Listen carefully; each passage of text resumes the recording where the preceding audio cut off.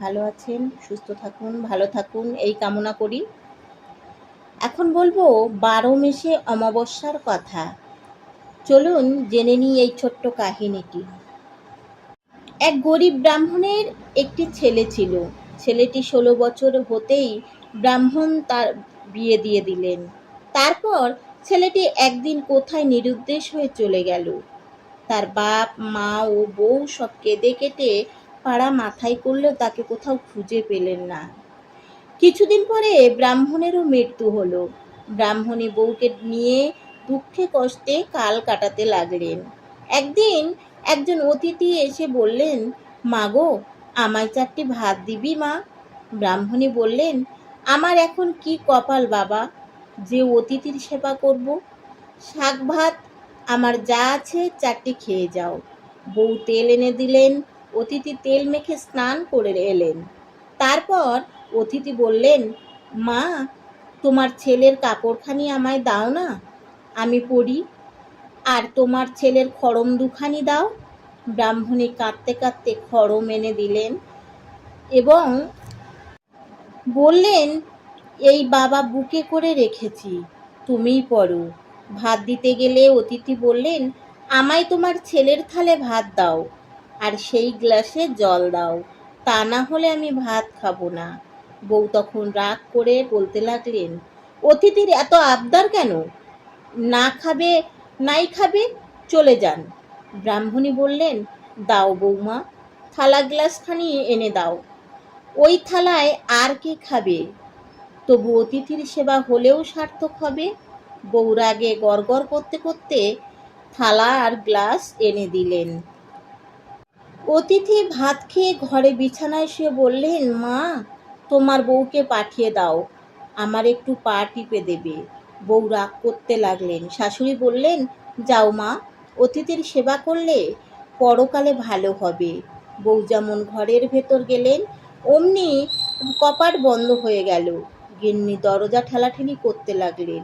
বউ অনেক চেষ্টা করলেন, কিছুতেই খোলা গেল না। বউকে দুঃখিত দেখে অতিথি বললেন, তুমি কি আমায় চিনতে পারছো না? আমি যে তোমার স্বামী। ব্রাহ্মণের ছেলেটির নাম ছিল সূর্য। বউ তখন পদসেবা করতে লাগলেন। কিছুক্ষণ পরে বউকে সান্ত্বনা করে অতিথি চলে গেলেন। বউ বাইরে এসে সব কথা শাশুড়িকে বললেন। আরও বললেন, মা, তিনি মধ্যে মধ্যে আসবেন। ব্রাহ্মণী তখন কর্তার উদ্দেশ্যে চিৎকার করে কাঁদতে লাগলেন। পাড়ার লোক সব জড়ো হলো। ঘটনা জানতে পেরে কেউ কেউ ছেলের ফিরে আসার কথা বিশ্বাস করলেন, আবার কেউ বিশ্বাস করলেন না। আহা, সে যেখানে থাক বেঁচে থাক, আবার আসবে, কাঁদিস নে, এই বলে সবাই বাড়ি চলে গেল। তারপর শাশুড়ি বউয়ের ভাত খেয়ে ওই সকল কথাই কইতে লাগলেন। দিনরাত সে সূর্যের কথা। আবার একদিন সূর্য এসেছেন।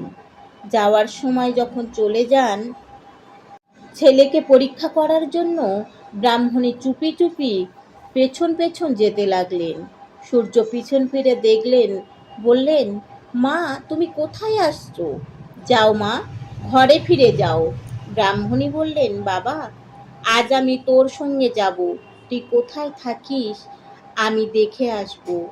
আমি খেতে পাই না, পরের মেয়ে বিয়ে করেছিস, তাকে নিয়ে আমি কি করব? সূর্য তখন একশের আন্দাজ বড় বড় মুক্তা মায়ের কাপড় দিয়ে বললেন, যাও, ঘরে যাও, এতে তোমাদের অনেক দিন চলবে। ব্রাহ্মণী তাই নিয়ে ঘরে গেলেন। তারপর দিন বউ উনুন জ্বেলে মুক্তাগুলি সিদ্ধ করতে লাগলো। এক বোঝা কাঠ পুড়ে গেল, মুক্তা সিদ্ধ হলো না। তখন শাশুড়িকে ডেকে বললেন, ও মা, এ কি করাই মা, কিছুতেই সিদ্ধ হচ্ছে না। শাশুড়ি বললেন, তবে এক কাজ করো, কড়াইগুলি ছেঁকে নিয়ে বেশ করে খোলায় ভাজো, তাহলে খাওয়া যাবে। বউ তাই করলেন, তাতেও খেতে পারলেন না। তখন হামানদিস্তাতে কুটে খেতে গেলেন, তাও খাওয়া গেল না। তখন সবগুলি নিয়ে সার কুড়োতে ফেলে দিলেন। সেদিন আর তাদের খাওয়া হলো না। আবার কিছু দিন পরে সূর্য এসে দেখেন তাদের যে কষ্ট সেই কষ্ট। সূর্য বললেন, মা, তোমাকে যে ধন দিলাম এর মধ্যে সব ফুরিয়ে গেল। ব্রাহ্মণী সেদিনকার সব ঘটনা বলতে লাগলেন এবং কেঁদে ফেললেন। বললেন, তুই যা দিয়ে গেছিলি সেগুলো তো খাওয়া যায় না।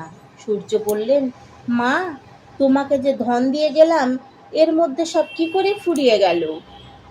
মা বললেন যে তোর ওইগুলো আমরা রান্না করে খেতে পারিনি, তাই ফেলে দিলাম। সূর্য বললেন, মা, সেগুলি কি করলে? কোথায় ফেলে দিয়েছো? ব্রাহ্মণী বললেন, সারকুড়ে। তখন তিনজনে গিয়ে সেখানে কতগুলি গাছ দেখতে পেলেন, তাতে রাশি রাশি মুক্তা ফলেছে। সে সমস্তগুলি তুলে এনে মাকে বললেন, দেখো, এর এক একটি বাজারে বেচলে তোমাদের 6 মাসের খোরাক হবে। এ জিনিস সিদ্ধ করে খাওয়ার নয়, কুটে ছাতু করেও খাওয়ার নয়। এই বলে সূর্য চলে গেলেন। এরপর ব্রাহ্মণে মুক্তা বেচে বেচে বাড়ি ফিরলেন। মন্দির প্রতিষ্ঠা করলেন, পুকুর প্রতিষ্ঠা করলেন, বাগান, বাড়ি, পুকুর যা কিছু সব সূর্যকুমারের নাম হলো। বললেন, আমার সূর্যকুমার যদি কখনো ঘরবাসী হয় তো এই সকল ভোগ করবে। একদিন সূর্য এসে যেমন ঘরের ভিতর প্রবেশ করেছেন, অমনি ব্রাহ্মণী এসে একেবারে ঘর বন্ধ করে চাবি দিয়ে দিলেন। সূর্য কত মিনতি করে বললেন, তবুও দরজা খুলে দিলেন না। 3-4 দিন বন্ধ করে রাখলেন। এদিকে পৃথিবী শুদ্ধ হাহাকার পড়ে গেল।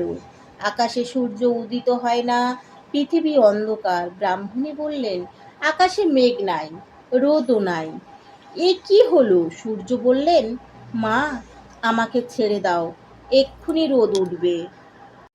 ব্রাহ্মণী বললেন, না বাবা, আমার রৌদ্রে কাজ নেই, তুমি আমার ঘরে থাকো। চিরটা কাল কি আমি অমনি করে বেড়াবে বাবা? আমার এসব কে ভোগ করবে? তোমার আর কোথাও যেতে দেব না।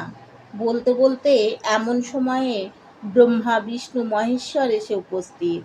ব্রাহ্মণী থতমত খেয়ে বললেন, তোমরা কে বাপু? কোথা থেকে এসেছো? আর কাকেই বা চাই? তারা বললেন, আমাদের তুমি চিনতে পারবে না। তোমার ছেলের ঐশ্বর্য কি দেখতে চাও? তবে চলো। সূর্যকে বললেন, তোমার মাকে আর তোমার স্ত্রীকে নিয়ে চলো। তোমার এভাবে মরতে আবদ্ধ থাকলে চলবে না। সূর্য তাতে সম্মত হলেন। স্বর্গ থেকে পুষ্পরথ এলো, চুয়া চন্দনে ছড়া পড়তে লাগলো। ধন দৌলত যা কিছু ছিল ব্রাহ্মণকে দান করলেন। দেবগণের সঙ্গে ব্রাহ্মণী সূর্যের হাত ধরে অমাবস্যার দিন বউকে নিয়ে স্বর্গে চলে গেলেন। তাই দেখে পাড়া শুদ্ধ লোকও ধন্যি ধন্যি করতে লাগলো। তারাও অমাবস্যার দিন সূর্যের পুজো করে উপবাস করতে লাগলো। ক্রমে ক্রমে চতুর্দিকে অমাবস্যার কথা প্রচার হলো। সেই থেকে পৃথিবী লোকে 12 মেশে অমাবস্যার ব্রত শুরু হতে লাগলো, পালন করতে লাগলো। 12 মেশে অমাবস্যা পালন করলে সমস্ত দুঃখ দুর্দশা দূর হয়, মনের কষ্ট দূর হয়, সাংসারিক অশান্তি সমস্ত কিছু লাঘব হয়। জয় শ্রীকৃষ্ণ।